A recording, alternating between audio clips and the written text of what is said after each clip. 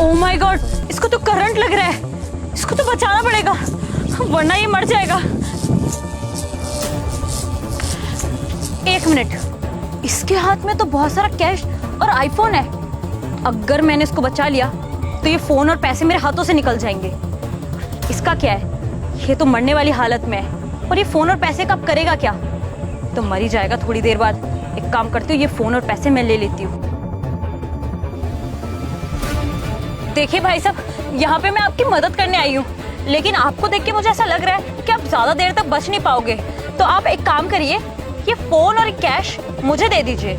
ये अब आपके किसी काम का नहीं है, सोचा मेरे काम आ जाए इसीलिए ले लेती हूँ। सॉरी भाई साहब, मैं आपको बचा नहीं पाई। अच्छा मैं चलती हूँ, बाय।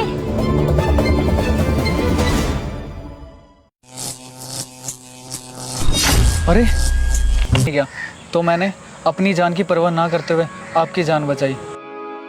भाई साहब, मैं इंटरव्यू के लेट हो रहा हूँ तो मैं चलता हूँ। आप प्लीज़ अपना ध्यान रखना। भाई साहब, आपका बहुत बहुत शुक्रिया जो आपने मेरी मदद करी और मेरी जान बचाई। भगवान आपका भला करे।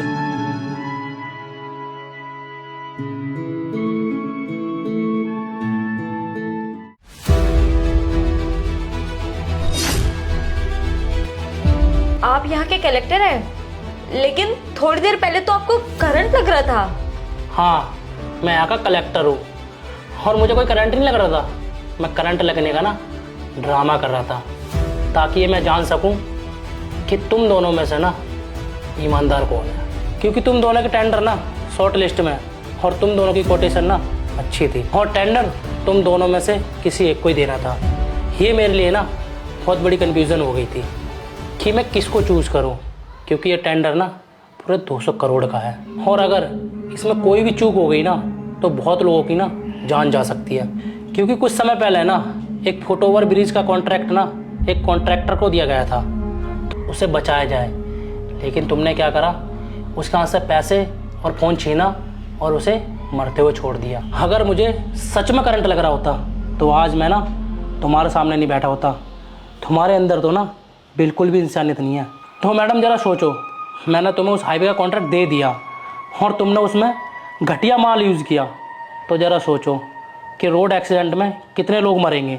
कभी ये सोचा है? अरे तुम कैसे सोचोगी, तुम तो एक लालची और घटिया इंसान हो और लालची और घटिया इंसानों की ना इस नए भारत में ना कोई ज़रूरत नहीं है। लेकिन सर, मुझे अपनी बात कहने का मौका तो दो। अरे मैडम, जो मुझे सुनना था ना वो मैंने सुन लिया और जो समझना था समझ भी लिया। तो मैं आपसे यही कहूँगा कि जितनी जल्दी हो सके ना मेरे ऑफिस से निकल जाओ, वरना पुलिस को बुला के ना अरेस्ट भी करवा सकता हूँ। तो निकल जाओ मेरे ऑफिस से। पर सर। सर्वर कुछ नहीं, गेट आउट। समझ में नहीं आता एक बार में?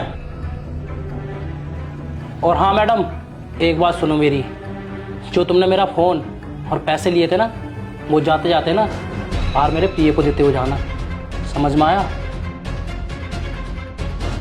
और हाँ संदीप, मैं तुम्हारे काम से ना बहुत खुश हूँ।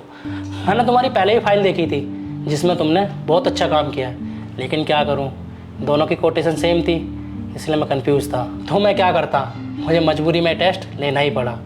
और बहुत बहुत मुबारक संदीप जी, ये टेंडर ना तुम्हारी कंपनी को जाता है। मैं आशा करता हूँ कि तुम अच्छे से काम करोगे।